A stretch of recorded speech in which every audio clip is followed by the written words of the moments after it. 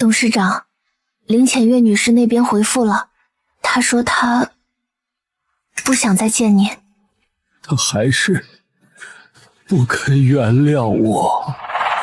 对不起，浅月，是我对不起你和小玲。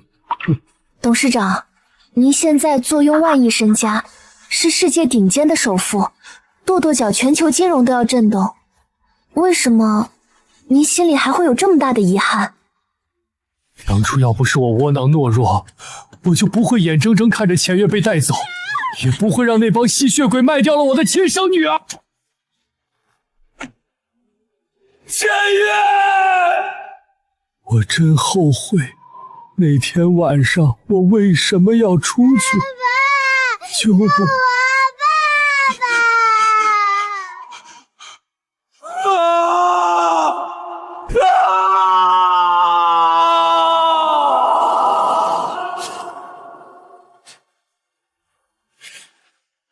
浅月这辈子都不肯原谅我，我也没脸见他。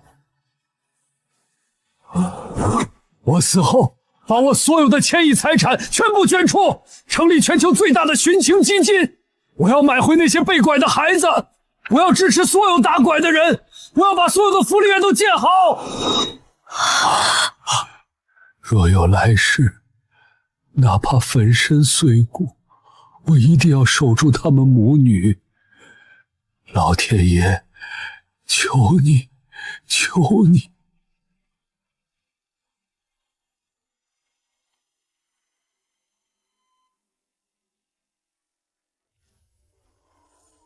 我这是……我没死，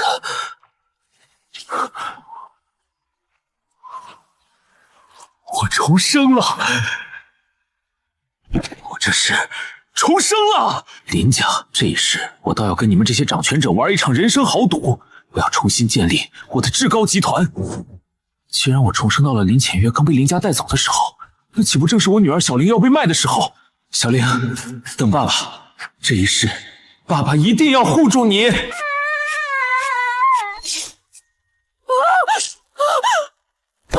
我看谁敢动我的女儿！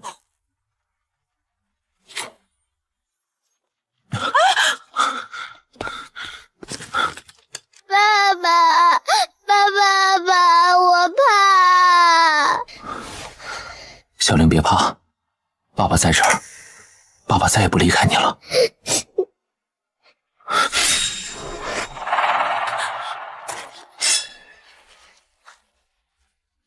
人贩子，打死都活该！你敢动我女儿试试？你别乱来！是你妈让我来的，跟我有啥关系？老三，你给我住手！翻天了你！谁让你卖小玲的？什么卖不卖的？你那个狐狸精媳妇儿都跟人跑了，你要这个拖油瓶干什么？人家开轿车走的，早跟你不是一路人了。就是啊，老三，不是二嫂说你一个大男人带个孩子，这就是个累赘。这孩子卖50块，我们一大家子这个冬天就好过了。爸爸，我不是孽种。小玲，你不是，你是爸爸的命。妈，我最后再叫你一声妈。从今天起，我不许你们养小玲。我吃过叶家多少米，说个数，我还你。从今往后，我叶建国跟你们叶家恩断义绝，没有任何关系。好你个白眼狼，你这是要造反！行，你现在就给我滚，以后别死在我家门前。老太太，你这儿子可真是个……滚！再让我看到你打我女儿主意，我剁了你！滚！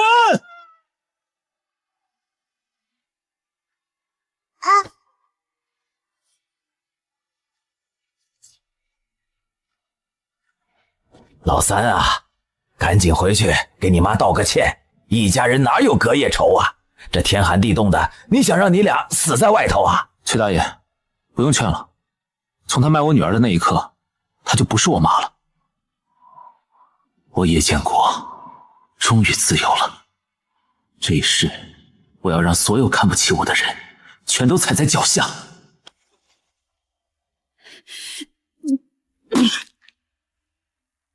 敢打我！你带着个累赘进深山老林，等今天晚上弄死你，孩子照样是我的。既然重生回了80年代，那我一定要利用好前世的商业机会，抢占先机，快速起步，弥补上一世的缺憾。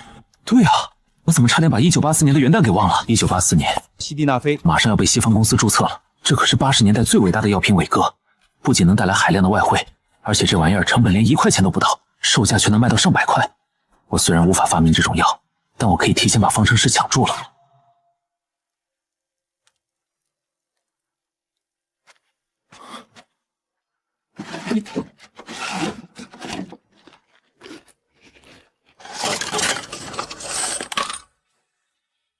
老猎户留给我的东西，前世没用上，这时终于派上大用场了。我筹划的33重天商业帝国计划，就从这第1重天开始吧。第1步，明天天一亮就去县城，把方程式和商标拿下。第2步，拿着这套工具进野猪沟，把老山参挖出来卖掉，筹集第1笔启动资金。第3步，就等银辉公司来华夏送钱，有了这笔钱，港岛市场任我驰骋。就是这儿，我亲眼看到叶建国带着那拖油瓶住进去了。敢打我媳妇儿，今天晚上就在这荒山野岭把他弄死。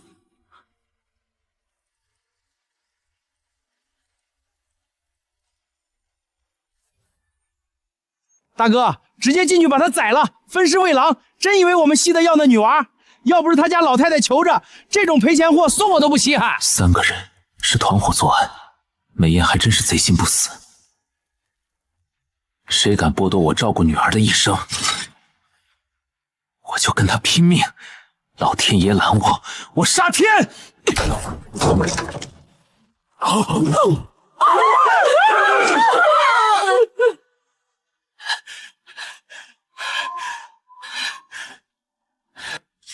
这帮丧尽天良的畜生！这账本上密密麻麻的，竟然记录了至少20多个被拐骗孩子的信息。木兰县城，原来他们这伙人的老巢也设在县城。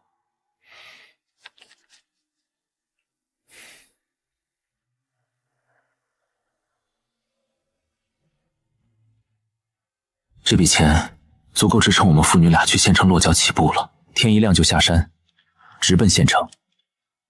县城有我要抢注的印钞机级别的方程式，还有一个恶贯满盈的人贩子窝点，和3个等着我去救回来的孩子。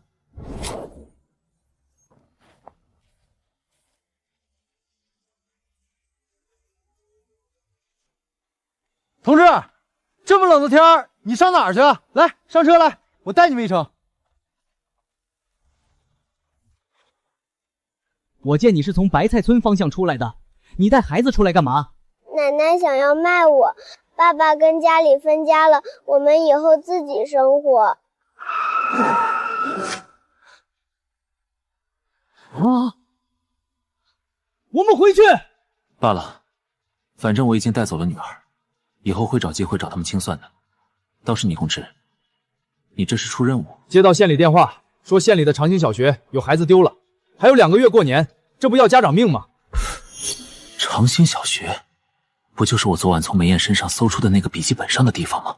孩子是家的希望，如果我见到了，一定帮忙。你说的对，孩子也是祖国的希望。这帮人贩子，我迟早要亲自将他们就地正法。一个通向罪恶的人贩子窝点，一个通向未来亿万福禄的大门。赚钱的事儿可以放一放，今晚先去端了人贩子窝，把孩子救出来，明天一早再去知识产业局注册。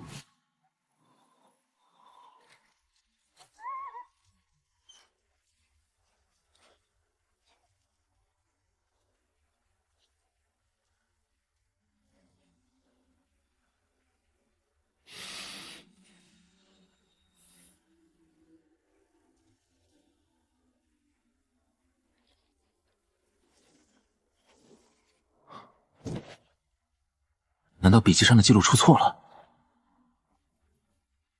衣柜后面有夹层。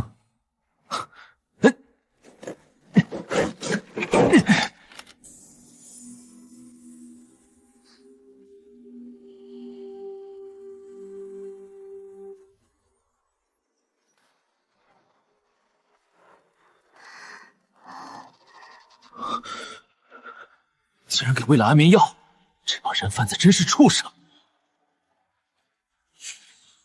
长兴小学，看来没错，找到你们也算是了了我上辈子的一个遗憾。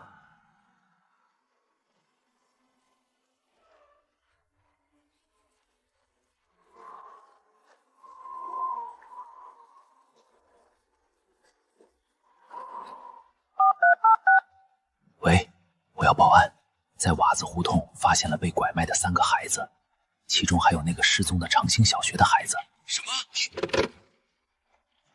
希望抓住这批人贩子，之后也能少一点被迫深害的家庭。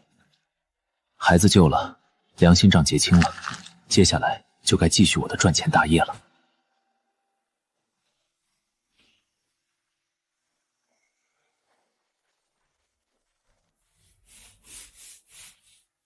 林科，这都大半个月，连个龟影子都没有。你说说，咱们这破地方，谁有毛病还跑来注册什么转利玩意儿？请问，这是知识产业局吗？找人去里边，你老丈人在里面看报纸呢。爸爸，那个叔叔说你老丈人在里面。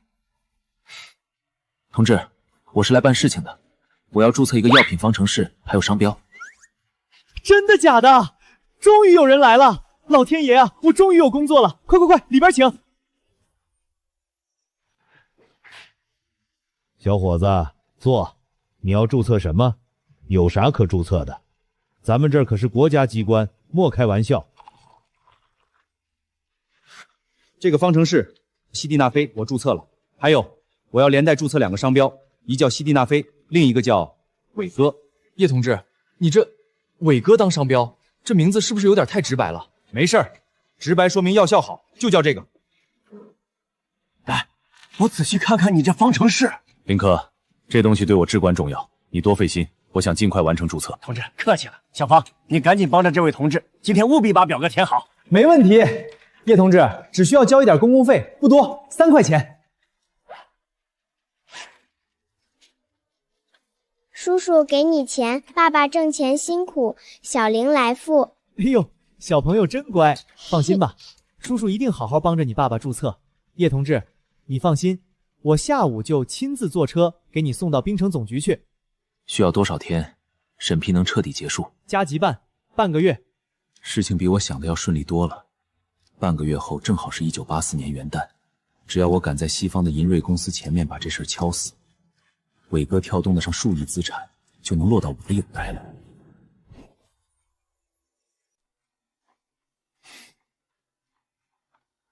小玲，你在边上等着爸爸，爸爸要去挖人参。爸爸，你病了吗？为什么要挖药呀？没有，爸爸没病，爸爸是去挣钱，挣很多很多的钱。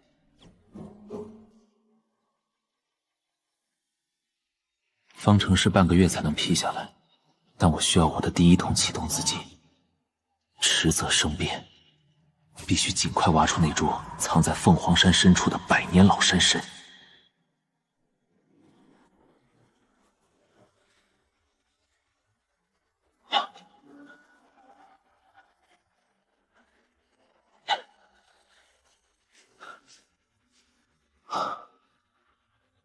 按照前世的记忆，人参就在这儿了。放出！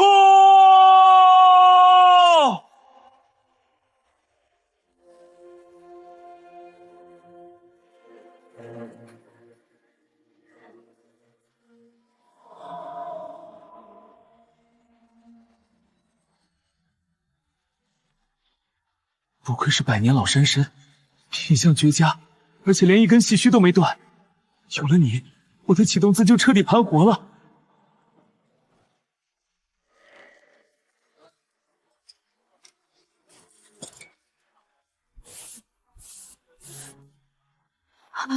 原来是猎户带特殊药材下山了。您是老猎户的人，同志，跟我来吧。原来是道上的朋友，先生，您要卖什么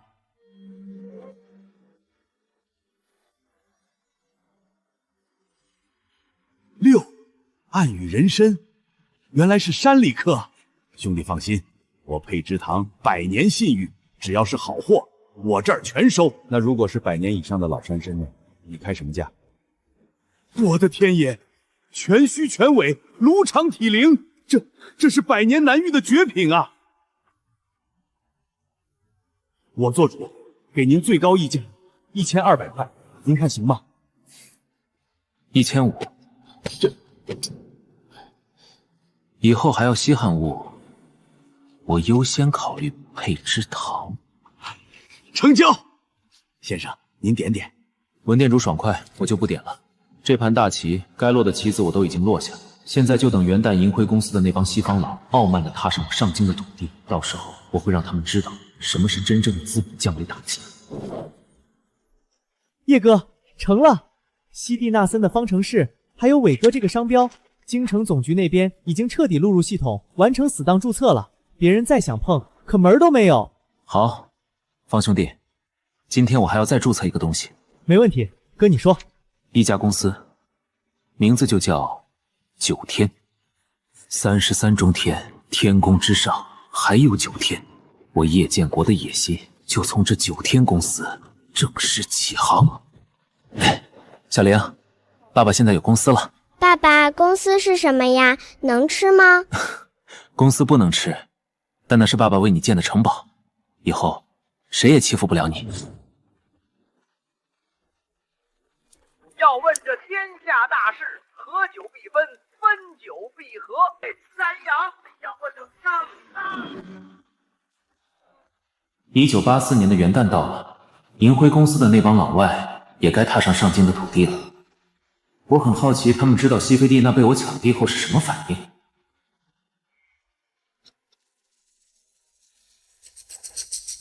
外宾马上就要来了，都给我打起12分精神！这可是跨国大公司，绝不能出任何岔子。是，从处。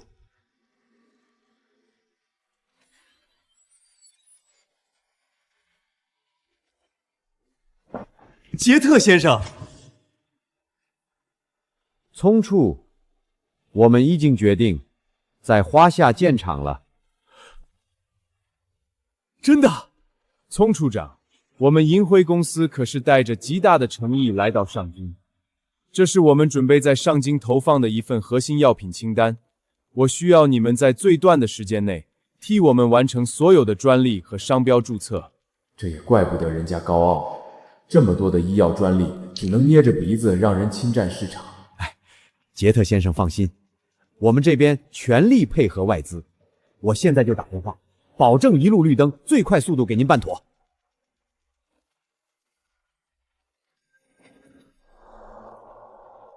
你说什么？银辉公司清单里的一项核心方程式和药品商标已经被人提前完成注册了，这怎么可能？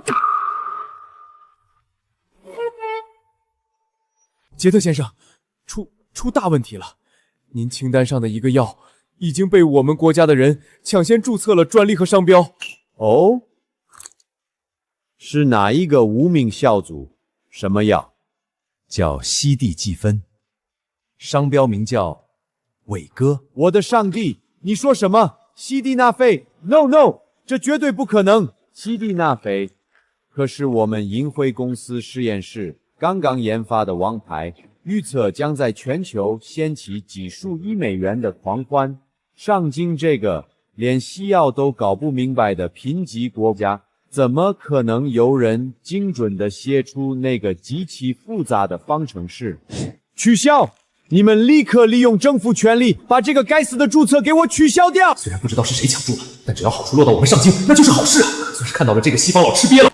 杰特先生，那可是国家专利系统已经死档的注册，谁敢去强行取消，这是要上国际法庭的。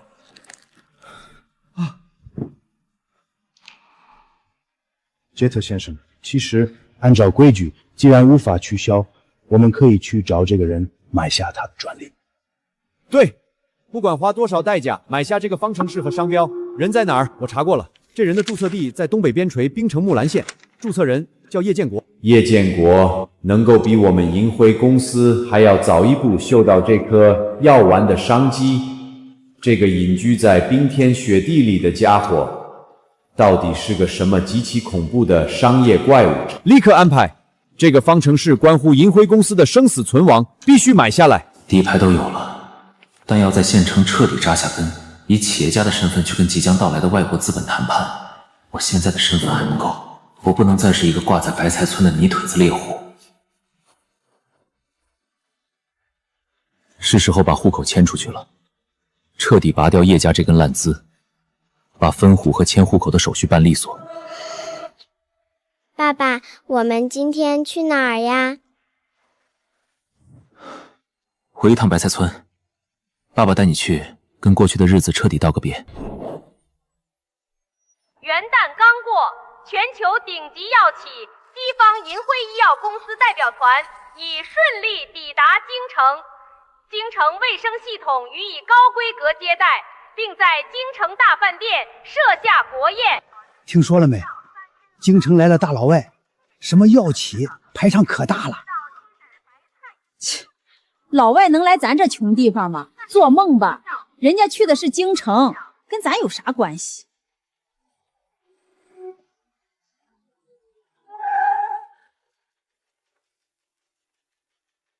哎呦，我的大儿子耶，可算回来了！这小汽车坐着冷不冷啊？大哥，你这身行头一看就是城里的大领导哟！大家都看看，一个断了亲的白眼狼还敢回咱们白菜村？老三，不是都已经分家断亲了吗？你还回来干什么？是不是在外面要饭混不下去了，想回来蹭大哥的吉普车啊？就是。这个被赶出去的老三，穿着件墨军大衣，领着个丫头片子，还敢在我面前摆谱。老三，你懂不懂规矩？见到大哥连个招呼都不打，你这是上哪儿去？好狗不挡道，我是找村长办事儿，跟你没关系。你个忤逆不孝的畜生！你回村里到底要办什么事儿？分户、迁户口。老三，你是不是疯了？你在城里有房子吗？有接手你的单位吗？有正经工作吗？就他一个泥腿子，连字儿都认不全，县城的东南西北都摸不明白吧？就你手里攥着那点钱，在县城租个破砖窑都费劲吧？还迁户口，迁出去带着这个拖油瓶一起喝西北风啊！老三，你要是真有本事进城，我这当妈的还能拦着你？可你就是个废物，去城里质疑死路一条。我爸爸才不是废物，是最厉害的爸爸。跟前世一模一样，一群井底之蛙也配在我面前狂吠。说完了。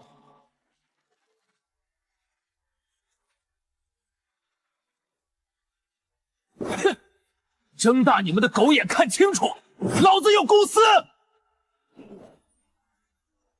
切，什么破公司？现在随便注册个个体户也敢叫公司了？就是，这怕不是个皮包公司吧？我在县城可见的太多了，注册的空壳子里头连根毛都没有，专门拿出来骗人的。产业局的公章可盖在这儿，你要是能注册个空壳，我也不拦着你。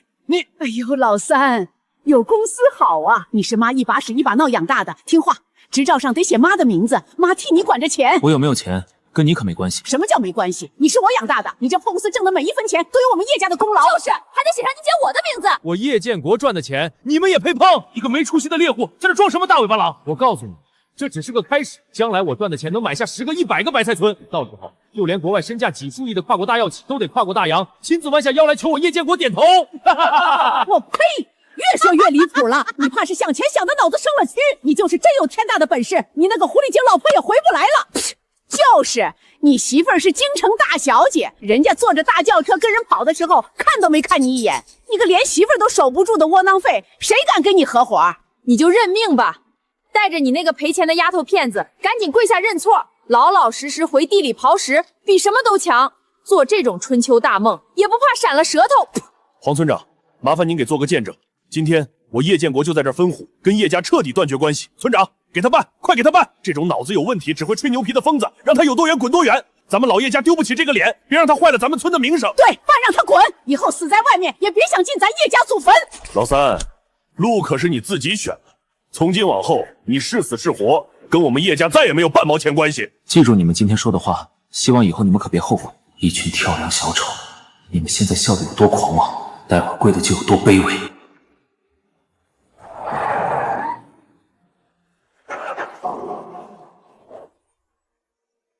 老天爷，上次县长视察也没这种阵仗吧？这是省级接待外宾的最高规格专车，我的吉普车在人家面前简直就是个收破烂的三轮子。大哥，这么大的阵仗来咱这穷村子，除了你还能找谁呀？你可是堂堂化纺厂的办公室主任。对啊，大哥，你之前不是说厂里有意要提拔你吗？肯定是省里的领导带着外兵专门下基层来考察你的。大哥，你要飞黄腾达了。都低调点，八字还没一撇的事儿，估计也就是市里领导向外兵推荐了我。给自己脸上贴金也得有个限度，做这种白日梦也不嫌丢人。一个得红眼病的窝囊废，你就是嫉妒大哥。你现在心里肠子都悔青了吧？晚了。你已经不是要当叶家官了，咱们老叶家以后可就是泼天的荣华富贵。你这辈子就带着你的赔钱闺女要饭去吧。这不是刚才广播里说的那个外国跨国大消气的人吗？咋真来咱村了？大哥，快上去迎接呀，别让领导和外宾等急了。各位首长、外宾好，我是冰城化纺厂的办公室主任叶建明，欢迎领导莅临。请问叶建国同志在哪儿？领导，你们是不是找错人了？叶建国就是个废物啊！你们要找我家老大叶建明才对。是啊，外飞先生，你们肯定是弄错名字了。那叶建国和我们叶家早就没关系了，我们已经分户了。叶先生，我找您找了太久了。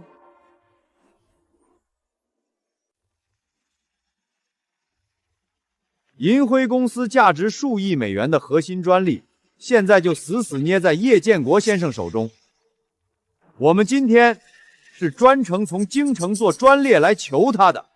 杰特先生说，很难想象，这么粗鄙不堪的家庭，怎么会出现叶先生这样的旷世天才？更难想到的是，你们这群蠢货居然亲手把这位天才给赶走了。三弟，刚才大哥都是跟你开玩笑的，大哥心里一直都是支持你开公司的。老三，你回来呀！妈错了，妈把户口本给你，妈死也不分家了。黄村长，麻烦你带路去县城，我们要立刻拜访叶先生。好的，丛先生。哼，都给我睁大狗眼看清楚了，以后见到叶建国都给我客气点，人家现在是大人物。老天爷呀！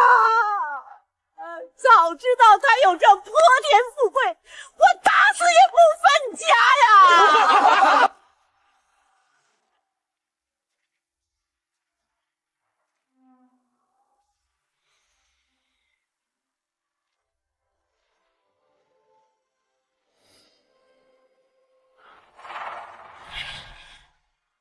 这绝对不是普通的流浪汉，看来是个手上有过人命、有硬功夫底子的老江湖。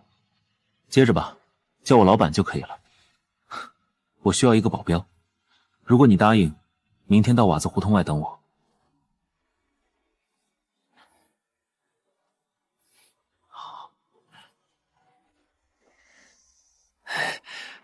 我叫老刀。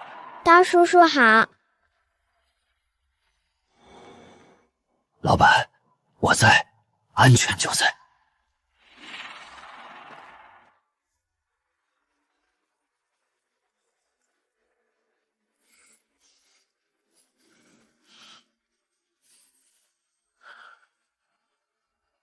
Welcome to my humble abode, Mr. Jet. 叶先生，您的才华让人惊叹。我代表银辉公司，愿意出价1万美元，直接买断您的方程式和商标。在1983年，1万美元是足以让普通人疯狂的天文数字，但对我而言，这还不够。叶，你到底想要什么？杰特先生，不如我们交个朋友，如何？哈哈哈，1万美元出让专利换一个朋友，我很荣幸认识你，成为你的朋友。朋友之间需要真诚。叶，你还需要什么？1万美金我收下，但除了这笔钱，我还要伟哥在上京北方的总代理权。叶，你太贪心了。伟哥一旦上市，凭借他独一无二的药效，我们银辉公司完全可以自己横扫上京市场，根本不需要任何代理。杰特，你懂西药，但你不懂上京。上京男人太要面子了，也太害羞了。这种难以启齿的病，就算药效再好，他们也绝不可能主动去大药房买药。确实是这样的，杰特先生。你的药会堆在仓库里发霉，除非有人懂得如何销售。而这个破局的渠道，整个上京北方只有我能做。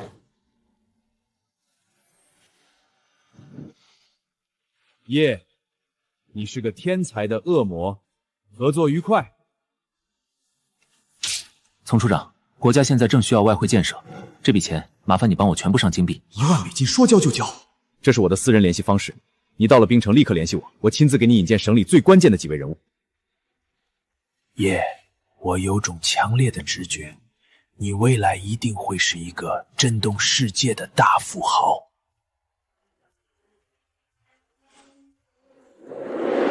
我用一个方程式换来的，不仅仅是10几万上金币的第一桶金，更是直通天庭的顶级人脉。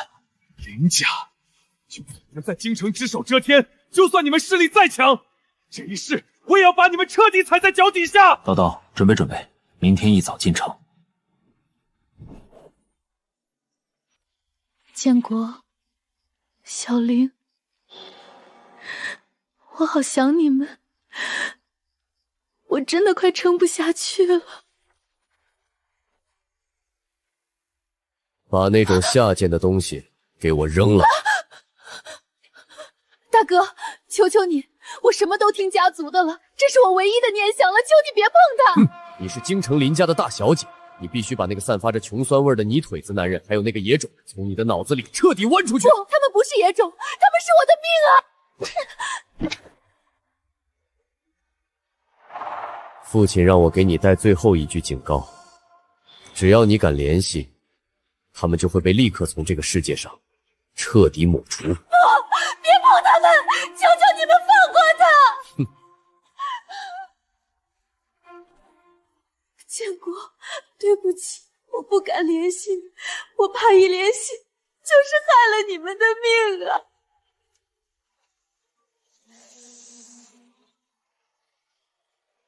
爸爸，我们去了城里就能找到妈妈吗？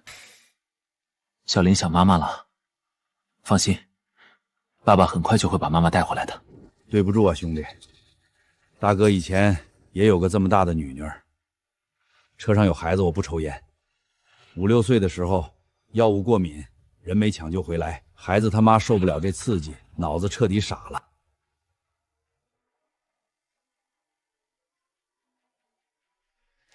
伯伯，你别难受，小玲给你吃糖。老毛子，这趟活办完别走了，以后我买车队，你来帮我开，我管你媳妇儿治病。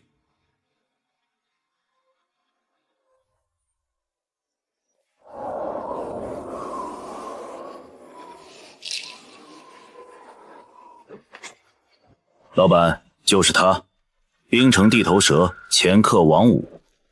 哎呦，刀爷，这位就是叶老板吧？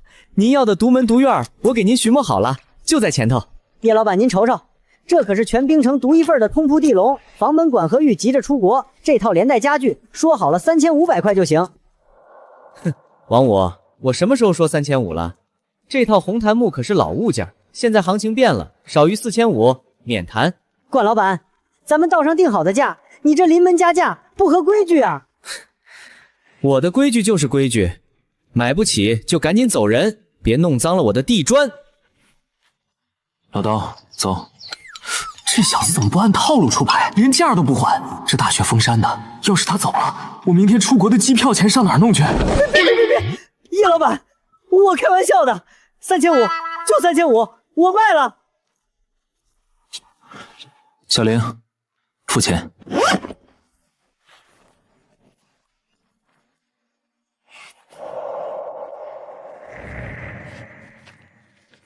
老天爷，让一个5岁的奶娃娃背着几千块钱巨款满街跑，这叶老板到底是个什么手眼通天的大人物？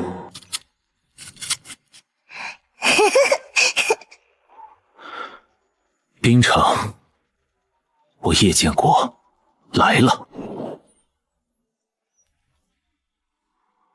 丛明辉老师的介绍信很好用，咱们9天公司在冰城算是彻底插上旗了。老板，那没什么事儿，我先去外头给您探听点商铺的消息。等等，9天公司刚立柜，缺个机灵的助理，以后你跟着我干，月薪100块。我底子不干净，整个冰城没一家正经单位敢要我。他居然敢信我，还给我开100块。老板，我王五这条烂命以后就是您的。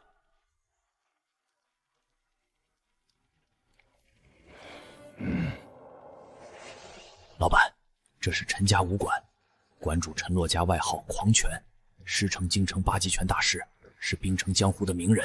可惜最近弟子被严打抓了，武馆开不下去。他那个欺师灭祖的师叔打算压价拿下武馆呢。今天不卖了，你们走吧。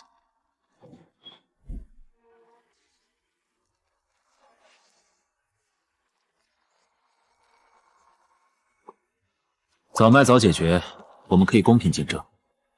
哪儿来的野小子，敢插手老子的家务事儿？这地皮我看上了，谁敢跟我抢？我出高出市价2成的现款。另外，9天公司办事，你确定要拦？算你狠！我们走。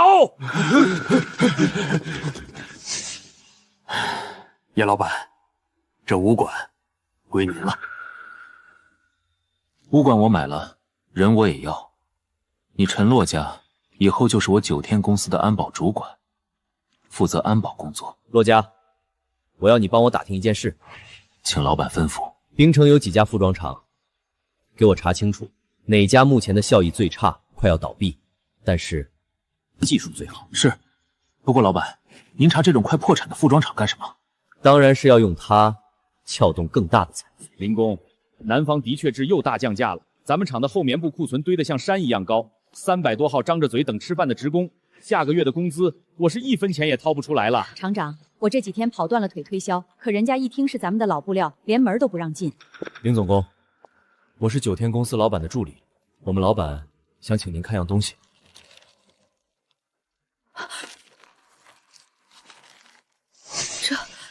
这是什么材质？不可思议的延展性，保暖却又如此轻薄。这布料如果做成衣服，绝对能碾压南省的的确良。这是足以颠覆整个服装界的核心技术。老板，您就给他们看了一块碎布，怎么就笃定他们会来见您？你不懂一个工厂想要东山再起的决心，更不懂我布料的厉害程度。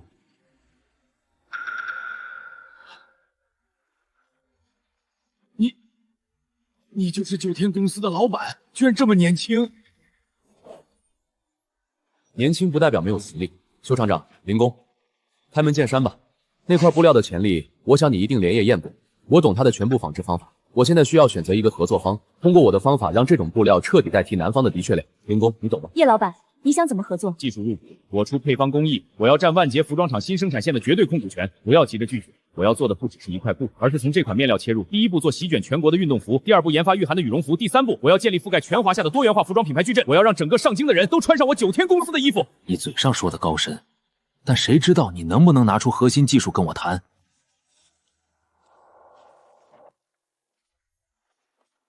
我不废话，林工，看清楚，这是不是真东西？厂长，这是真的。这工艺能彻底打破南方的面料封锁。真东西是好，可你要直技术入股，这可是从300多号机场路的职工嘴里夺食啊！我做不了这个主。邱厂长，你不答应，我明天一早就去找第2家。滨城不止你一家服装厂，但这泼天的富贵过了我9天公司的门，你万捷厂就只能等着倒闭清算。等等，我签，我同意技术入股。邱厂长，你放心。这是会成为你做过最正确的选择。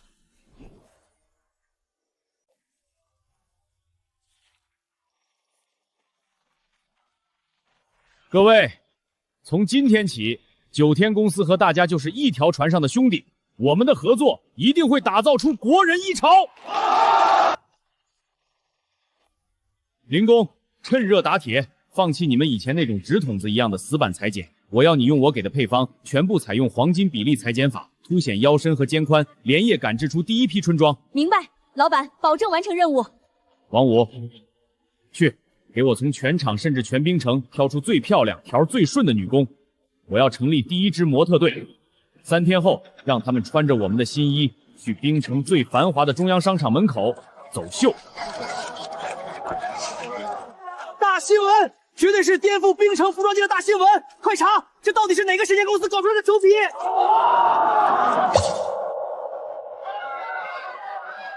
拍吧，尽情的为我造势吧。明天一早，我叶建国的名字将彻底登顶冰城各大报纸的头版头条。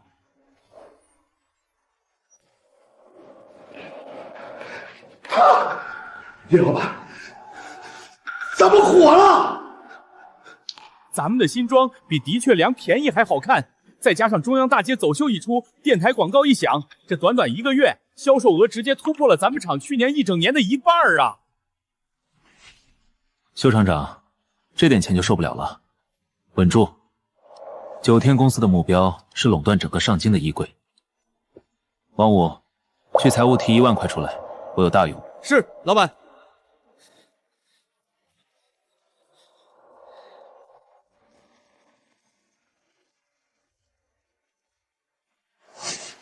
不贷款，没看我正烦着吗？上面死压下来的国库券任务，连个鬼都不买，卖不出去，我这行长就别干了，出去！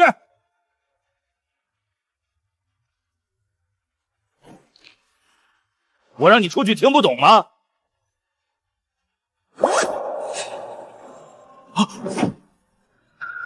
？1万块国库券，我全包了。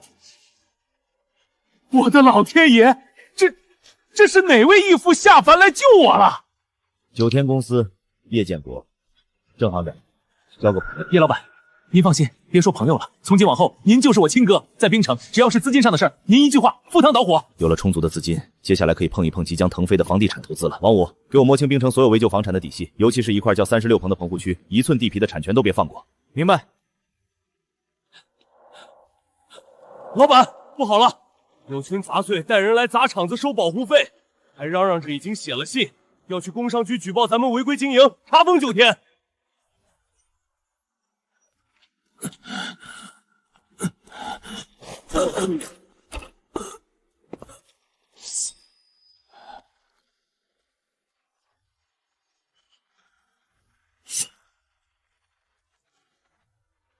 我只问一次，谁派你来的？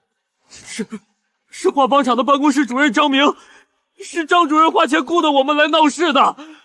画坊厂，我们跟他们井水不犯河水，连业务都不沾边，为什么要找我们麻烦？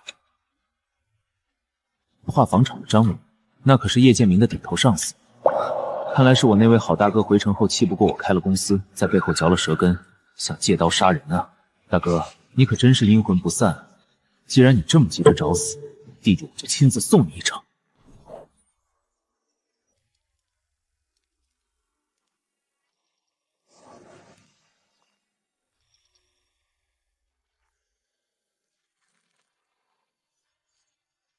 哎呦，三弟呀，二嫂可算找到你了！你这公司开的真气派呀！三哥，老太太病了，在炕上躺着起不来，天天念叨着想见小玲呢。你快让小玲出来，跟我们回村看看奶奶吧。想见小玲，我看是想见我兜里的钱吧。三弟，你这说的什么话？打断骨头连着筋！少跟我提筋骨！当初为了区区50块钱，把我的亲生女儿卖给贩子的是谁？大雪封山，把我们父女俩扫地出门的又是谁？叶建国，你现在是有钱了，但你祖籍还在叶家。你要是敢不管老娘死，我就去报社宣扬你忤逆不孝，让你在冰城身败名裂。好啊，你去宣扬，顺便去公安局告诉所有人，是你们叶家人亲手把亲孙女交给了全城通缉的人贩子。你去看看，周麒麟警官的枪口，最后会顶在谁的脑头上？不宣扬了，我们走，我们这就走。老三啊，别跟妇道人家一般见识。现在公司做的真够大的，大哥在画坊厂当主任，手里捏着全冰城最好的人脉和渠道，咱们毕竟是亲兄弟，以后完全可以合作。你出资金，大哥帮你跑关系。大哥，好好在画坊厂干，我的路叶家可没资格沾边。叶建国，你真要做的这么绝？这里是2000块钱，拿回去给妈看病用，钱我出，人我不认。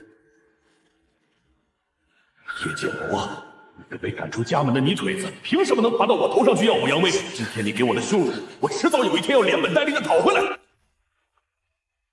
王五，36棚的危旧房产资料查的怎么样了？老板，都摸清了。很好。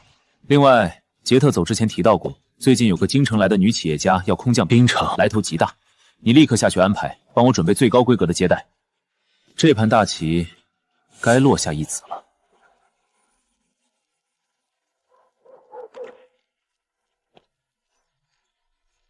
老板，您要找的老毛子，我从啤酒厂后巷给您揪来了。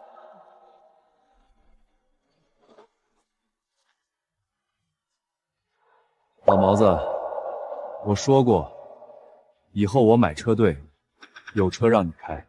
这辆冰城第一台私人宝马，从今天起，你就是我叶建国的专属司机。叶老弟，您这台宝马开到我行门口，整个系统都震动了。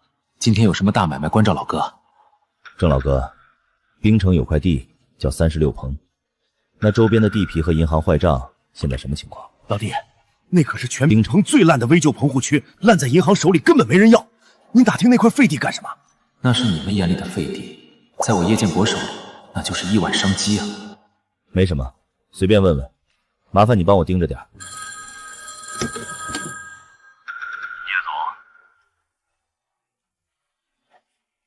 老弟，京城长途找您的。亲爱的叶，我向京城的一位顶级女企业家极力推荐了你，她叫万冰云，马上要带外国合伙人艾琳去冰城度假。叶，替我好好接待他们，这可是通天的人脉。没问题。没想到我现在的位置已经能触碰到京城的交际圈了，那么距离找林家报仇也不远了。 Oh my god！ 我的名牌手包不见了，里面的核心机密文件全在里面。遭贼了，快去周围找找。叶总，您到了。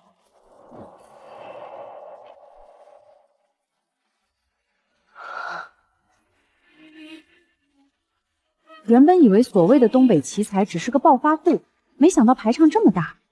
万总，一路辛苦。我是九天公司叶建国。叶总，久仰大名，但实在抱歉，我合伙人的手包刚刚在出站肯被小偷摸了，我们现在必须立刻报警。报警太慢，在冰城找东西，我比公安快。叶老板，这机密文件可耽误不得，你说大话可是要负责的。是。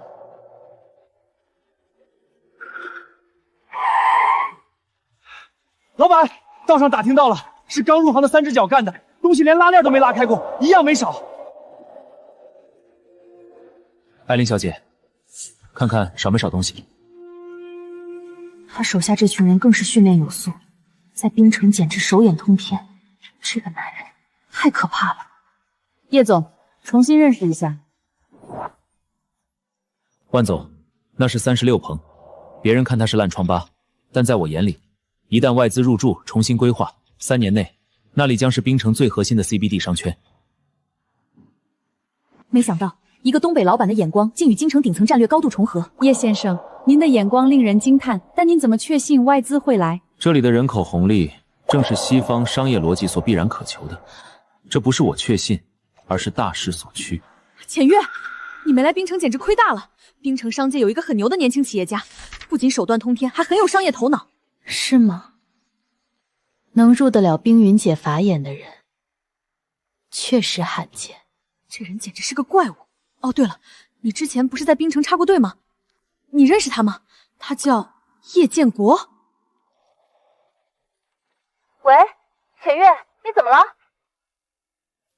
不可能，怎么会是你呢？建国现在贸然冒出头来，定然会被林家针对。这个林建国有女儿吗？这是人家的私事，我没打听过。不可能，林建国只是白菜村的普通猎户而已，也许只是同名。不管是不是，为了你和女儿的安危，你最好一辈子都不要来京城。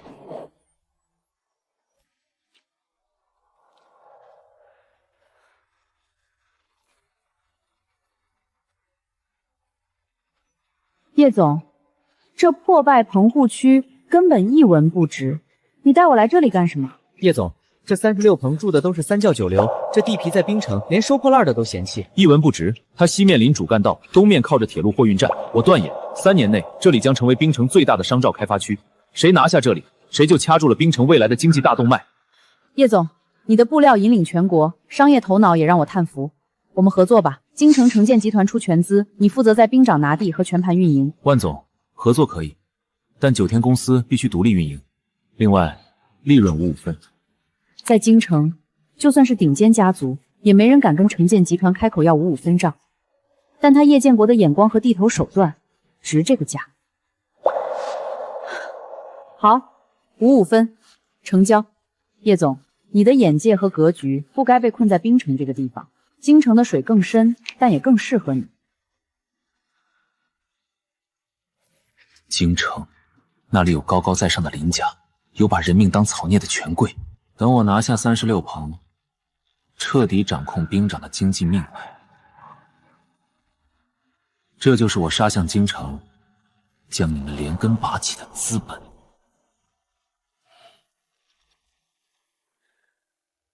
这次林家在冰城扩张，没什么不知天高地厚的人捣乱吧？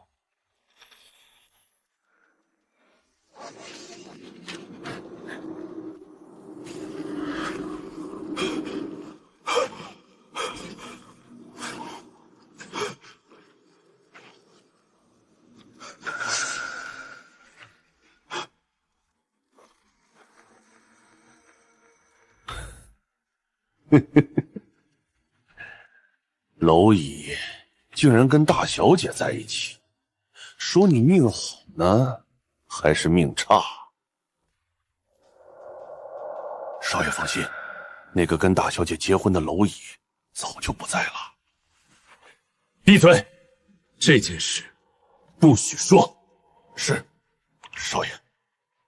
家主已经安排好了，等我们这次在北方把地产和地下走私网络建立起来，就准备让浅月嫁入京城的权贵家族。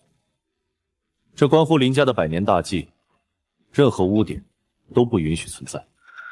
少爷深谋远虑，那小子估计连尸体都被野狗啃干净了，不会有人知道的。安顿好您之后，接下来我会亲自去冰城盯着。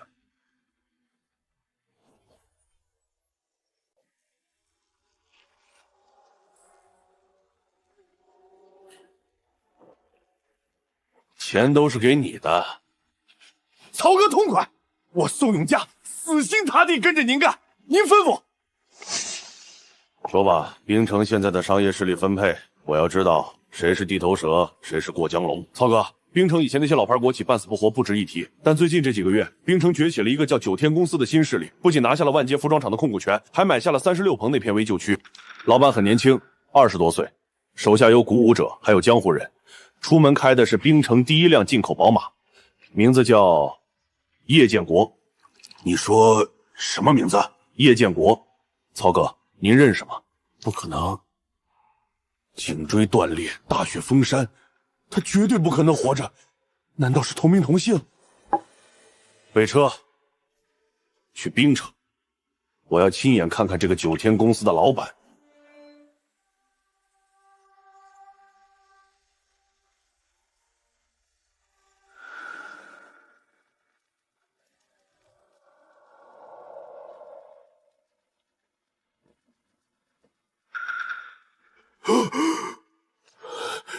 真的是他，他没死。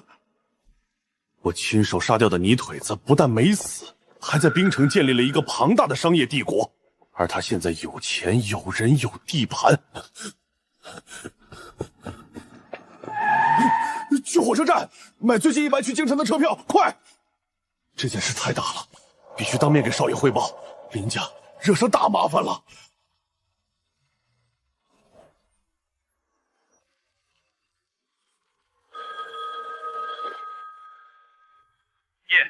伟哥药厂即将正式投产，会在京城大饭店举行合作签约仪式。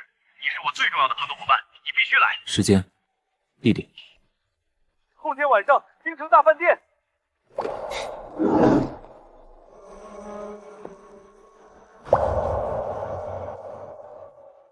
也是时候去京城，面对我不堪的过往了。丛处长，夜怎么还没到？伟哥药厂的核心技术授权全靠他点头，他可是我今晚唯一的 VIP。杰特先生放心，我已经安排了特机接送，算算时间，车子应该已经到大饭店楼下了。你是说林建国还活着，甚至成了冰城的地头蛇？是的，少爷，我亲眼所见，他现在可不是当初那个穷小子。你也太抬举他了，冰城就那点地方，他再怎么样也就一个冰城的小公司，倒腾服装、炒国库票，充其量就是个暴发户。可是，在林家面前，他只能算一根草而已，一辈子也够不到京城门槛。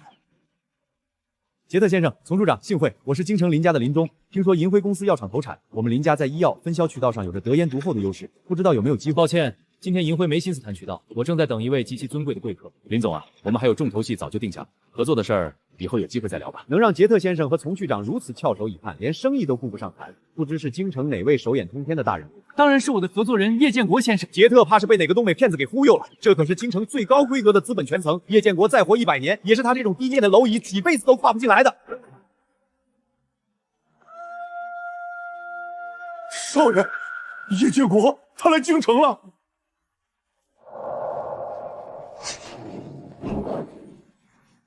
不可能，叶建国竟然真的来到了京城，还成了这里最尊贵的客人。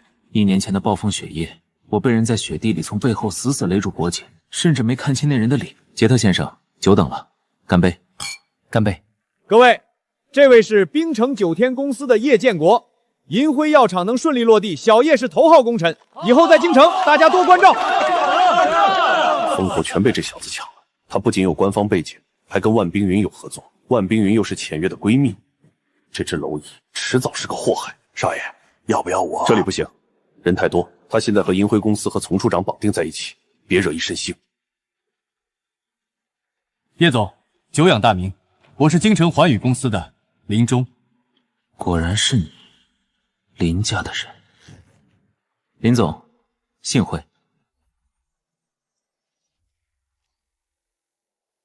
少爷，当初我明明记得我扭断了他的脖子，他不可能活着，除非他命硬到了邪门的地步。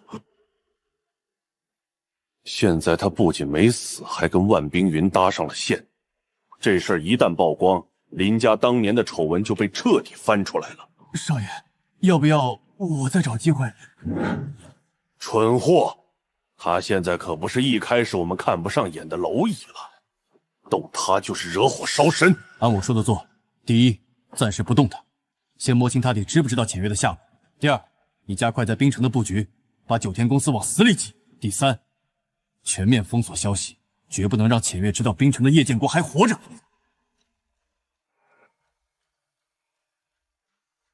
今晚宴会上，一直有人盯着我，杀气很重。是那个姓林的身后站着的保镖，要查吗？不急，回冰城再说。让王五查查这个环宇公司的底。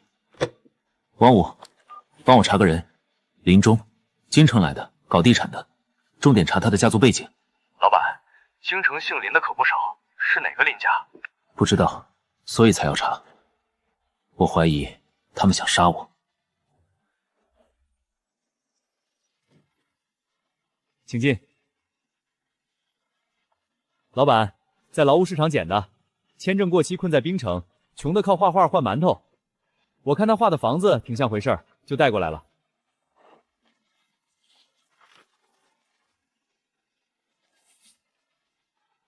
康斯坦丁是吧？我给你一份合同，管吃管住，还搞定你的签证。条件是，卖身给9天公司3年，36棚的图纸你来画。Sorry， 干！我愿意为9天卖命。建国，这羽绒太轻，一穿在身上全往底部坠，保暖性根本达不到要求。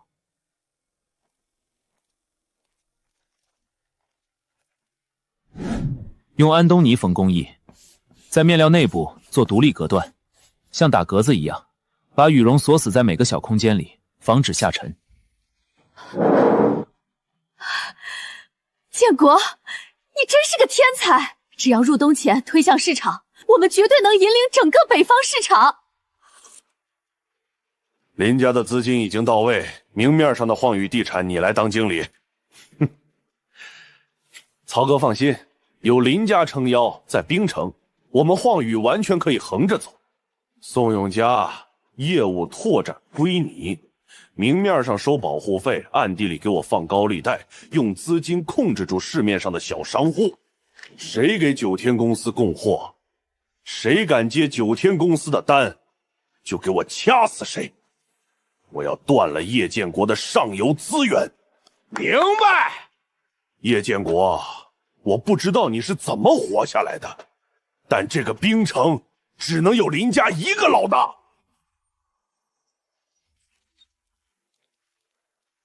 叶总，久仰，我是新成立的黄宇分公司经理关山。坐，说吧，我只给你5分钟。叶总，快人快语，我们环宇刚进冰城，听说9天公司在36棚和地产业吃得很饱，叶总是不是该让出点资源，交个朋友？叶总，环宇背后是京城林家，林家的能力不用我多说，给个面子。那就让林家人自己来，你算什么东西？滚！姓叶的，你别不识抬举！再敢这么看我老板，挖了你们眼珠子！曹哥，那姓叶的太狂了，他根本没把林家放眼里，还大放厥词，说让林家人自己去见他。好，他想见林家人，我就让他见。我倒要看看他叶建国受不受得住叶家的压力。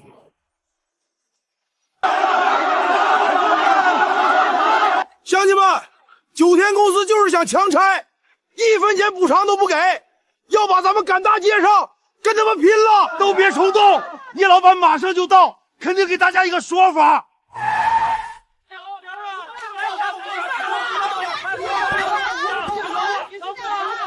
我跟市局打过招呼了，谁敢先动手，谁就进局子，严惩不贷。这是9天公司的补偿方案，按人头和面积算，现款现结。愿意签的现在领钱，不愿意的，我绝不强拆。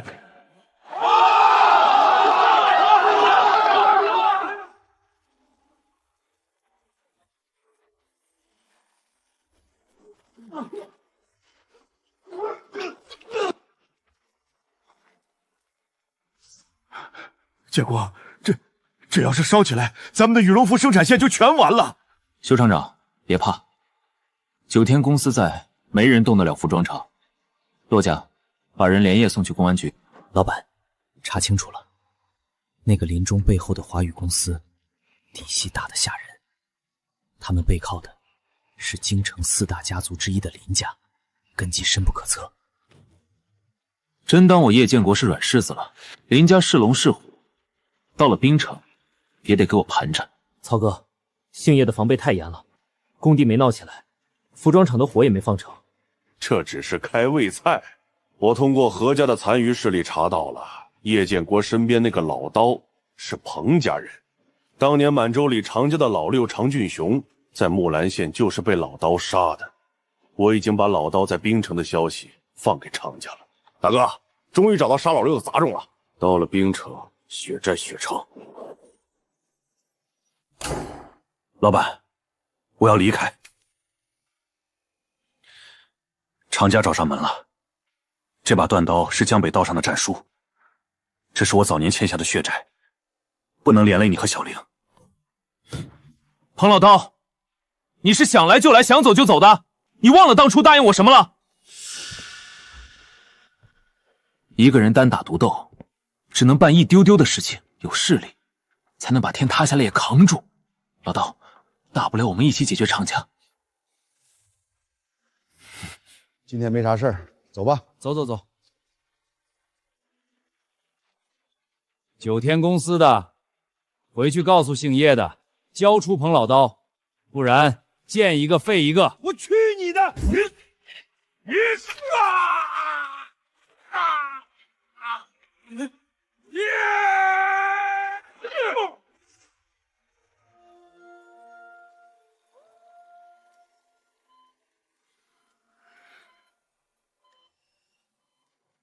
老板，常家那2头猛兽在道上放话了，怎么回京？跟他们废什么话？满洲里的常家早不来晚不来，偏偏在环宇分公司刚开业的时候找上门。环宇、林家、曹龙，把常家引到冰城的幕后黑手就是你。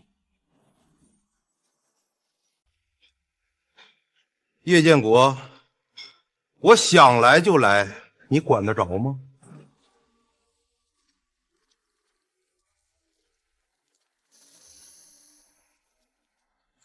清场，所有消费我买单。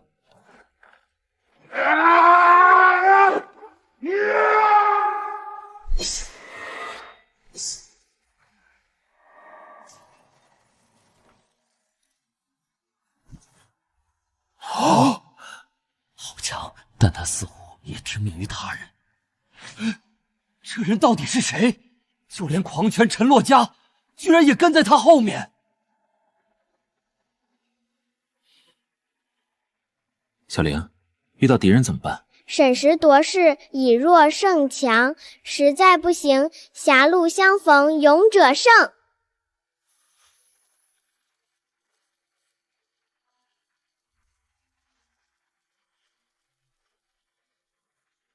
10分钟，领着你的人滚出道内。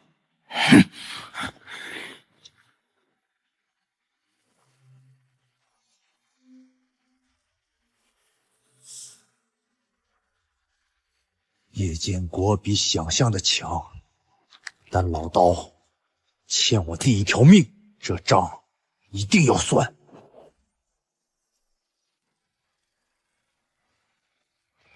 刀叔叔，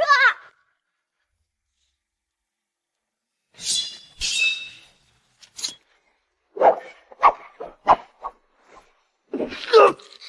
叔叔，我答应过老板，我在，安全就在。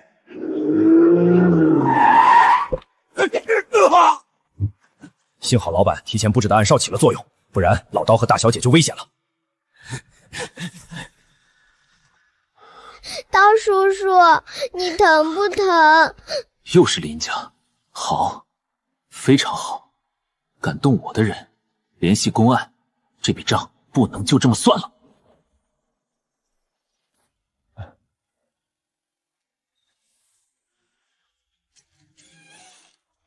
你谁呀？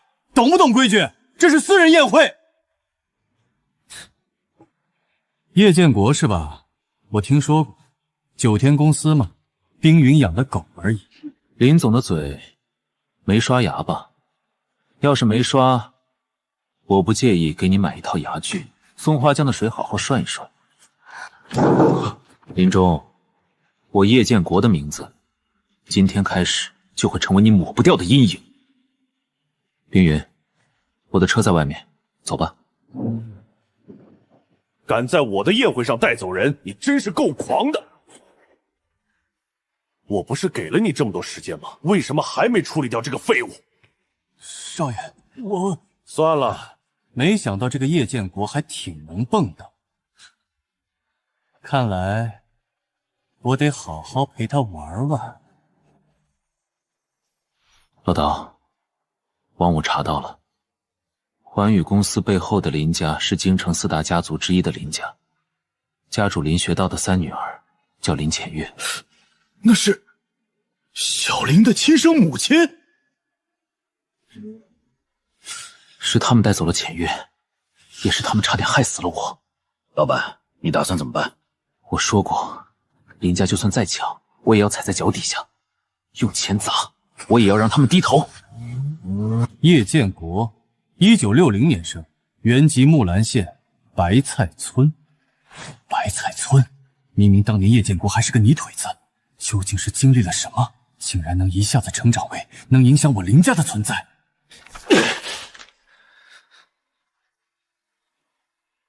三哥，听说你从冰城回来了，冰云在那边怎么样？三哥，你怎么了？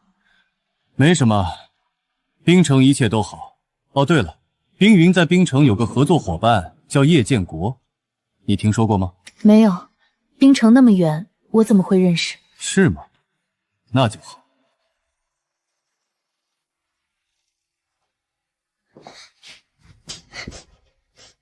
爸爸，我想妈妈了。今天老师问妈妈，让我跟妈妈说话，我不知道说什么。小玲，妈妈就在京城，她还是爱你的。爸爸答应你，在你上小学之前，我们一定去京城找她。爸爸，我想问妈妈为什么不要我们？我也想问，也许我不能再逃避了。小林逐渐长大，总是要和之前的事做个解释的。你好，我找你们林浅月经理。以前在村里，浅月从来没穿过高跟鞋，自己也没钱给她买。喂，你找谁？不好意思，我是九天公司的林建国，请问万总在吗？难道是因为我最近太想建国和女儿了，竟然又碰上同名同姓的人了？回了京城，连我的声音都听不出来了。也对，林家人肯定告诉他，我已经死了。喂，叶总。万总，我是想和您同步一下36棚的进度，不知道您方不方便？对了，我想问问，为什么您公司有林经理，却一直没出场对接过业务？叶总，不是我不想，是浅月最近状态很差，林家逼着她相亲，非要她嫁给京城的权贵家族，她一直在抗拒，但林家根本不给她选择。相亲？跟谁？还在物色。先不说了，我去看看她。不，浅月为了我处境艰难，我不能贸然行动，我要先把冰城的敌人解决干净。曹龙约我见面，好，我来。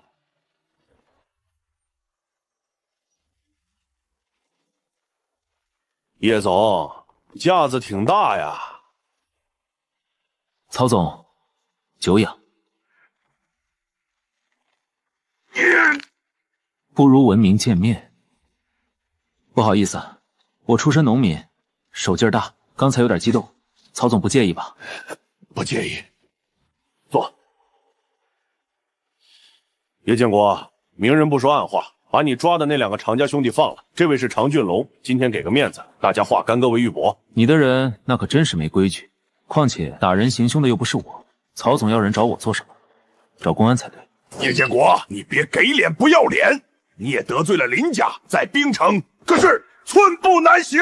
曹龙，你觉得你有面子吗？一条林家的狗而已，别把自己太当回事。常俊龙，想让我放了你的弟弟也可以，但从今往后，你得领着你的人，不许踏入冰城半步。顺便告诉你一句，之前的仇我记得一清二楚，我媳妇儿也姓李，你说我敢不敢针对林家？他什么都知道了，而且他还当着这么多人的面说了出来，不行，不能让他扩散林家的污点。叶建国，你找死吗？想让我死，你大可试试看。我只知道，最后去死的绝对不会是我。哼！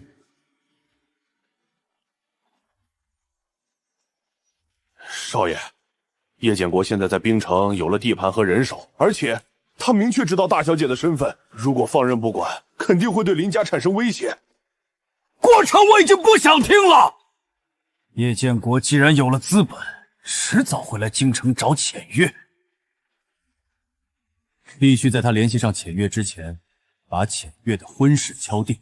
只要浅月成了别人明媒正娶的妻子，叶建国就算闹到京城，也是名不正言不顺。大哥，浅月和赵家的婚事必须加速，不能再顾及他的情绪了。明天一早我们联合去见父亲，定个日子，下个月就办订婚殿。你今晚就回冰城，给我死死盯住九天公司和叶建国。是，少爷。事情败露，林中已经对我动了杀心。我现在回冰城，不过是他随时可以丢出去当挡箭牌的弃子。叶建国想翻天，我就让他连站的地方都没有。浅月，赵家那边已经答应了，日子定好了，下个月就订婚。大哥，我说过我不嫁。你是林家的女儿，你的婚事由不得你做主。凭什么我就要被你们摆布？几年前是这样，现在还是这样，我真是受够了。哼，赵家能看上你就不错了，你现在必须好好准备出嫁，嫁出去回报林家。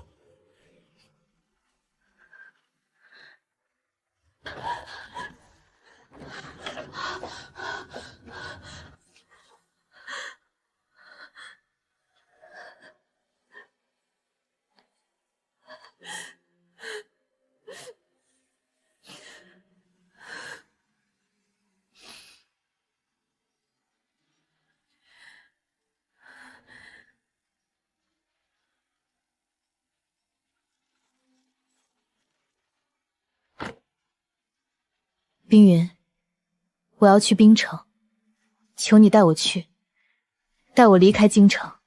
好，我来安排。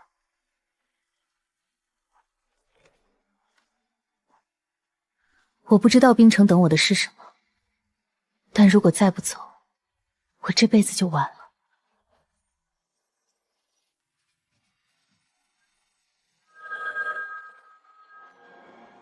建国，提前跟你说一声，这次去冰行多带个人，我闺蜜林浅月。好，知道了。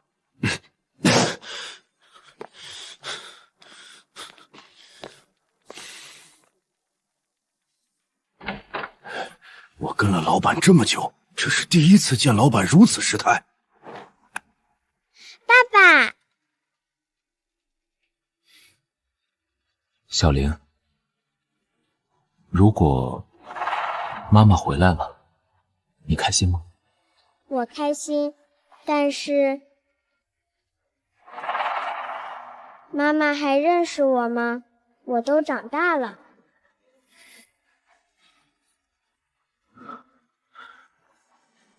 认识，妈妈一定认识你。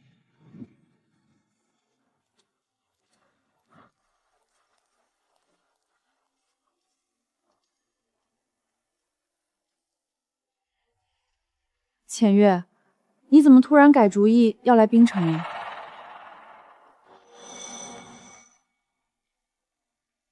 建国，如果9天的负责人真的是你就好了。因为想见一个好久不见的故人，就是不知道他愿不愿意见我。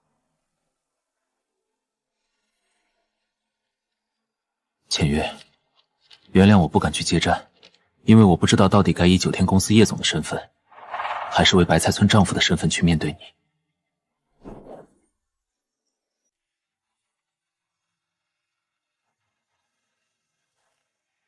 熟悉的冰冷感，仿佛回到了当年在白菜村当知青的岁月，就是不知道建国和小林如何了。放完行李，我们直接去9天公司见叶建国，先把正事敲定。好。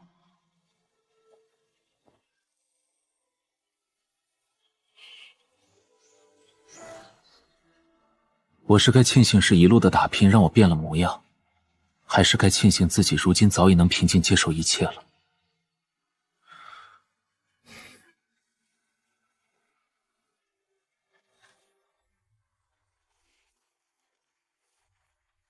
建国，来，这是城建集团的林浅月经理。林经理，幸会。这掌心的温度，还有指腹间粗粝的质感与力量，就是……万总，一路辛苦。36铺那边进度很快，去我办公室喝口茶，晚点带你们去现场。看来只是重名而已。可这个人的神态，握手的力度，为什么会让我觉得这么熟悉？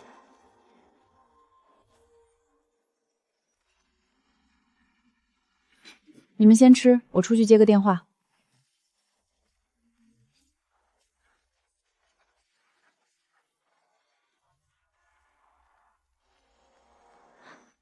叶总，你是冰城本地人吗？不是，我老家在木兰县。木兰县哪个村？白菜村。5年过去了，他褪去了所有的土气，气质冷峻，穿着讲究，完全变了模样。你叫什么名字？我叫叶建国，白菜村的叶建国。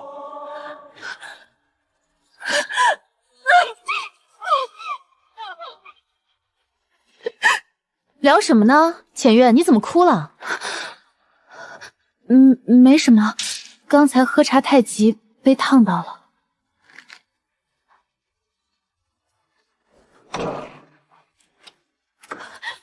真的是建国，太好了，他没死。当年曹龙亲口跟我说已经处理干净了的时候，我才知道林家是要杀掉建国。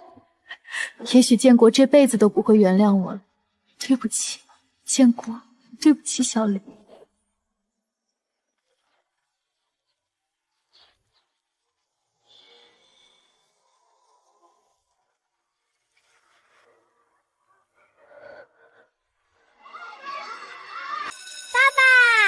爸爸，今天刀叔叔教了我一招新的直拳，看，嘿！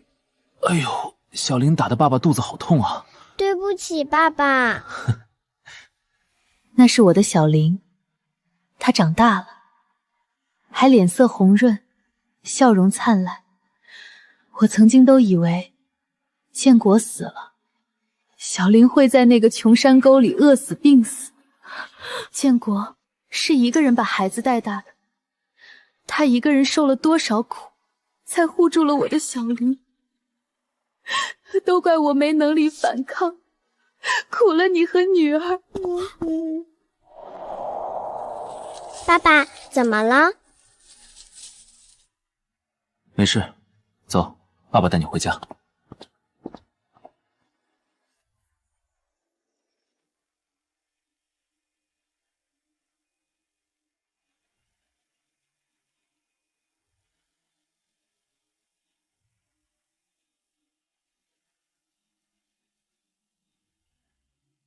老板，楼下路灯那儿有个女人站了半个钟头了。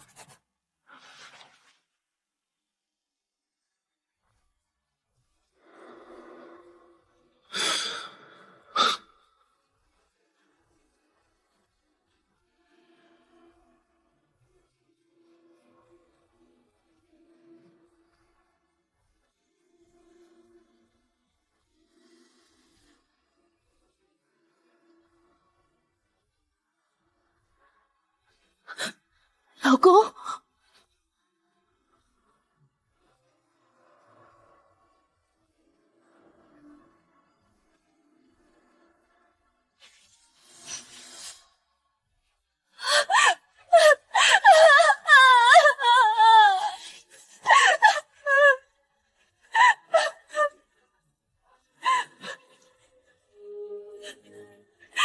你没死，你真的没死。为什么一开始装作不认识我？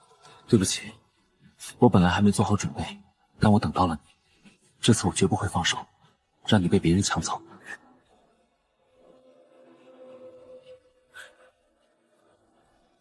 叶建国和林浅月相认了，那叶建国下一步是不是就是要拿我开刀了？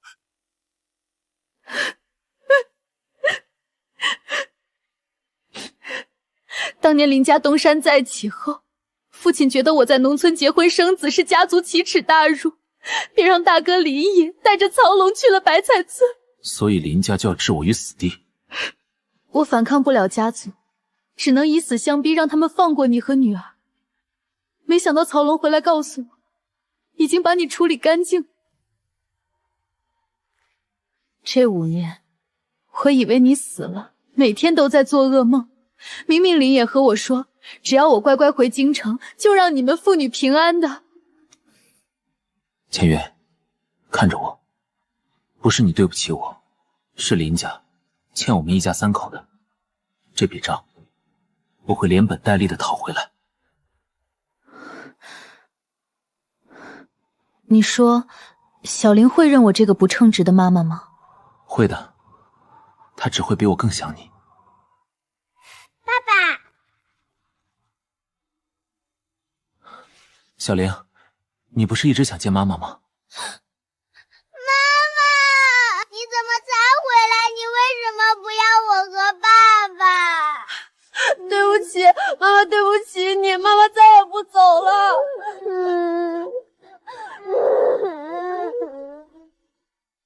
小林要紧紧抓住妈妈，不然我一松手，妈妈就不见了。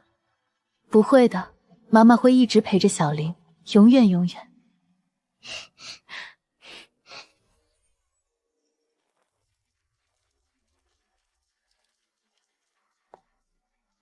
林三少，这里是冰场，浅月现在不想见任何人。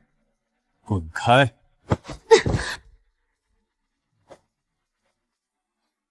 你收拾行李打算去哪儿？9天公司，还是那个泥腿子的家里？我的事不需要你管。浅月，跟我回京城。赵家的婚事已经定了，容不得你在这里丢林家的脸。你们凭什么高高在上的审判他？凭什么决定他的生死？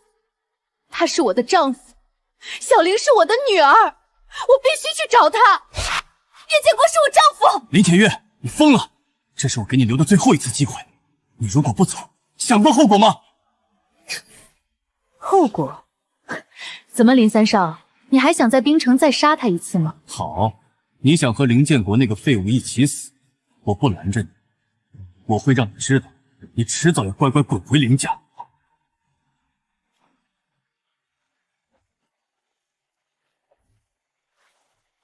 曹龙，按计划动手，全面切断9天公司的资金链和供应链。少爷，需要做到什么程度？让银行立刻抽贷，逼所有布料供应商断货，给万冰云的城建集团施压撤资。我要在3天之内，让叶建成在冰城一无所有。大哥，浅月不听话，彻底跟那个姓叶的站在一起。既然软的不吃，那就动手吧。是时候动用父亲的关系了。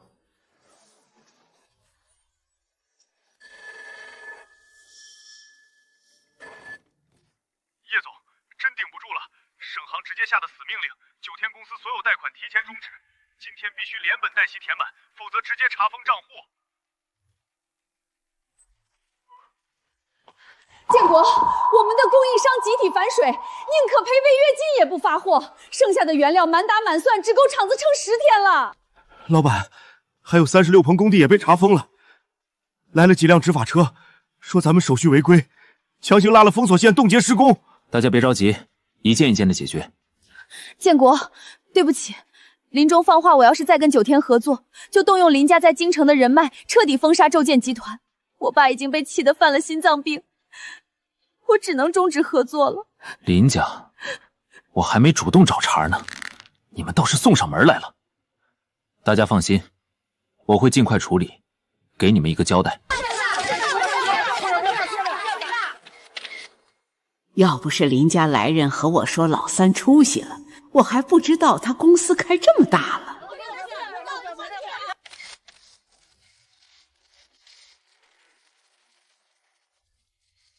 各位记者都拍下来，这就是冰城首富，自己住洋楼，开宝马，连亲娘都不认，1分钱都不给。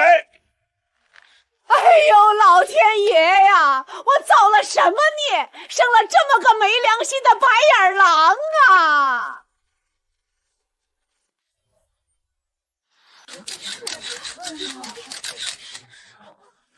妈，你今天要是真想认我这个儿子，站起来，进屋坐着，我给你端茶倒水，给你养老。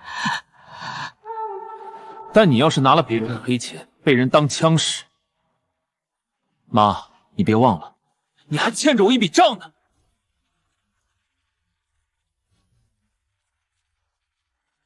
当初的证据，可是一直在我手里捏着的。别说了，建明，快走！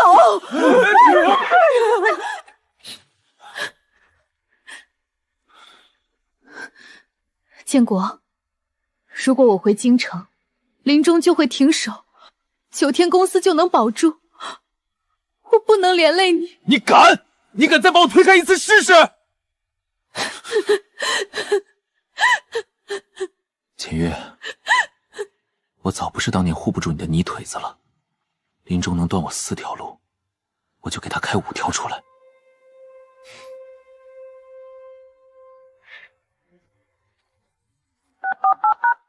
喂，杰特，准备好钱，9天公司全面接手。从明辉老师吗？您说的那个项目，我接了。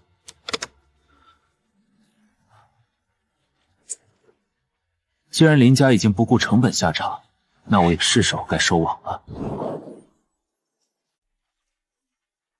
老板，全办妥了。杰特带着外资律师团施压，刚才那边亲自坐车去36棚扯了封锁线，当场宣布撤回停工令。叶总呀，刚才从领导亲自把电话打到了我们银行总部，您的贷款不但不终止，给您批了最高额度的追加授信，资金随时调用。建国，真神了！你当初囤的那1万块国库券翻了数倍，瞬间就能填平万捷服装厂的原料缺口，那帮毁约的工身商肠子都要悔青了。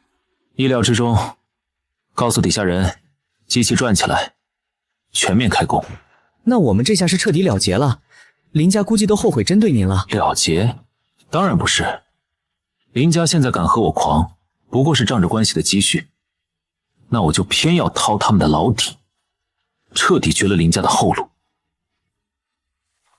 这都是环宇分公司暗中控制地下放贷，指使混混放火，暴力收保护费的完整证据链，甚至还有宋永嘉等人的签字画押。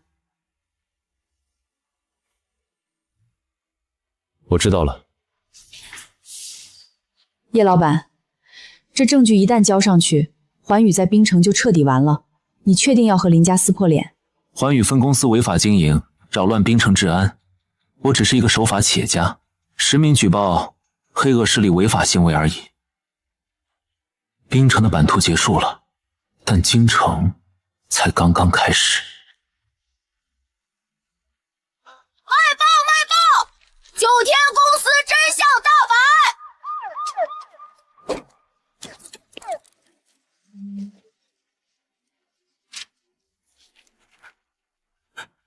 我们以后都别再找叶建国的麻烦了，林家他都能折腾，更别说我们小小的叶家了。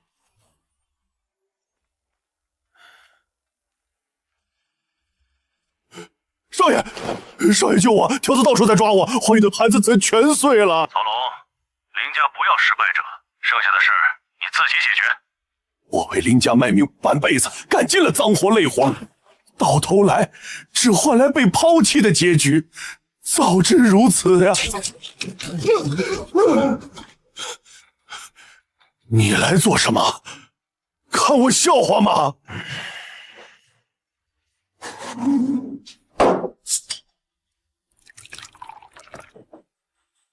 曹龙，5年了，暴风雪那天晚上是你动的手吧？你没弄死我，但你毁了我的家。我不动你，是因为杀了你太便宜你了。我要你像只下水道里的老鼠一样活着，看着我是怎么把高高在上的林家踩在脚底下的。真是可悲，你跟了林家这么多年，替他们干了那么多脏事，最后连条狗都不如。至少狗死了，主人还会难过。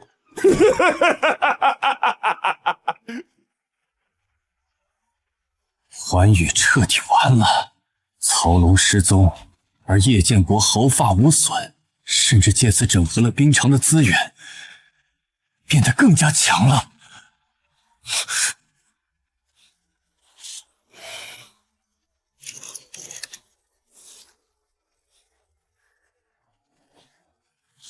爸，林家可能要出事了。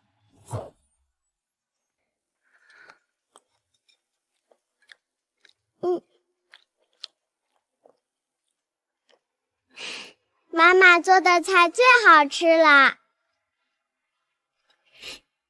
好甜，看来是我把糖放成盐了。好吃以后天天让妈妈做。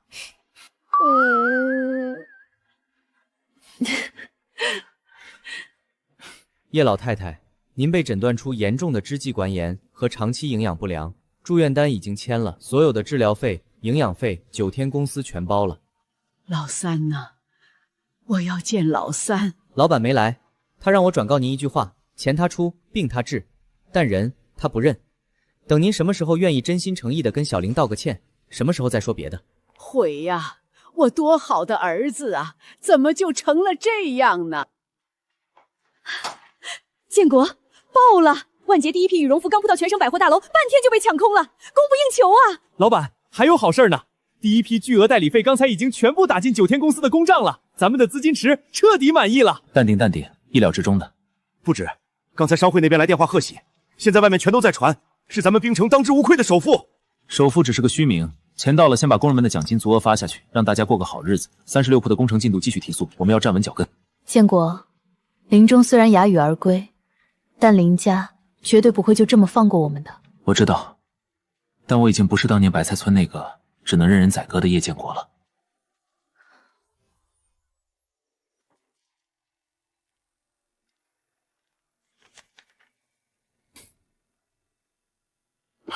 老板，京城的戏。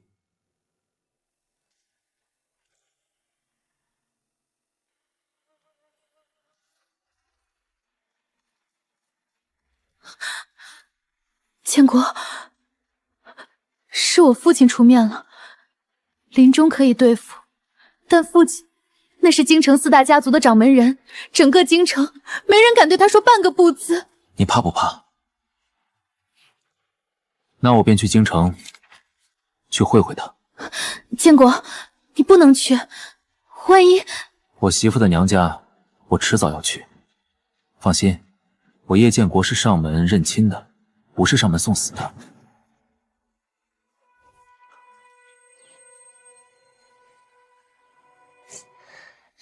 爸爸，你答应过我了，你一定回来的。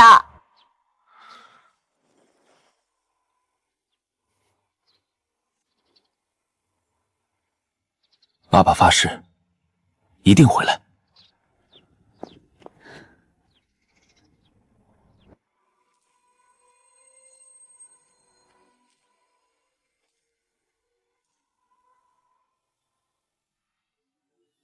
老板，林家不好惹，咱们这次去九死一生。老刀，你可知我重活一世，就是为了这一天，找林家彻底报仇。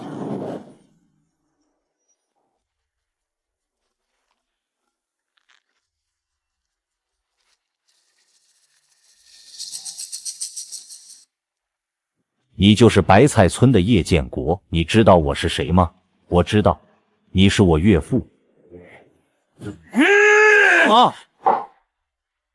好大的胆子！胆子不大的人，活不到今天。坐下。在林家能被家主赐座，意味着拥有了平等对话的资格。林建国竟然得到了父亲的一份认可。坐，可以。但我先说3件事：第一，浅月是我的妻子，小玲是我的女儿，这件事以前没变，现在没变，以后谁来了都不会变。你还敢跟我们摆？第二，5年了，你们对我做过的事，我一笔一笔全记在心里。但今天不是算账的日子。第三，从今天起，叶建国不再是白菜村可以随意踩死的蝼蚁。各位最好尽快习惯这件事。来人，给客人上茶。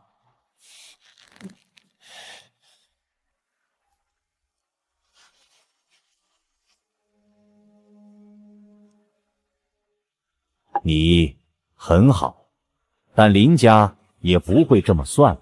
只要你3年之内能够让你的9天超越林家，你这个女婿我便认下了。全身而退，这结果不赖。老爷子是个聪明人，这杯茶不是他接受了我，是在掂量我现在的斤两。回滨城，等我的资本庞大到林家根本无法无视的那天，就不是我求他们接受，而是他们求我合作。喂，建国。浅月，事情办完了，我明天一早的飞机回家。你真的没事？你答应过小玲，一定要回来。我什么时候对你们食过言？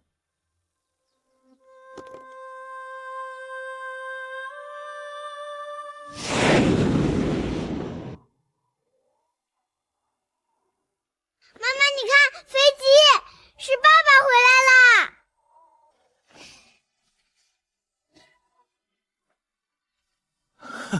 爸爸！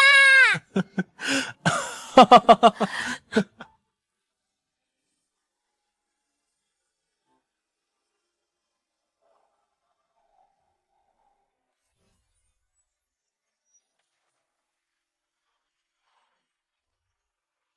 老板，36棚封顶了，政府那边的批文刚下来，咱们9天拿到了冰棚私营第1块私营商业地产开发权，整个江南岸现在姓叶了。北京、上海的订单已经排到了明年，现在全国百货大楼都在抢我们的货，咱们这下真的拿下了全国的服装市场了。这只是第一步，我要的不是兵长首富，我要的是只要有炊烟升起的地方，就有我叶建国的产业。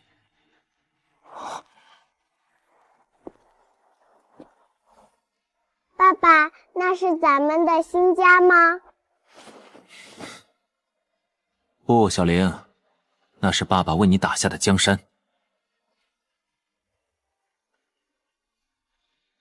京城那边，林家已经把那杯茶的事儿传遍了圈子。你这一手反客为止，让他们既惊又怕。怕就对了。5年前，他们视我如草芥；5年后，我要让他们明白，所谓的世家名门，在我叶建国的资本版图面前，不过是夕阳余晖。老天让我重活一回，不是为了看风景，是为了让那些踩过我的人，从此只能仰望我。这一世的征途，才刚刚开始。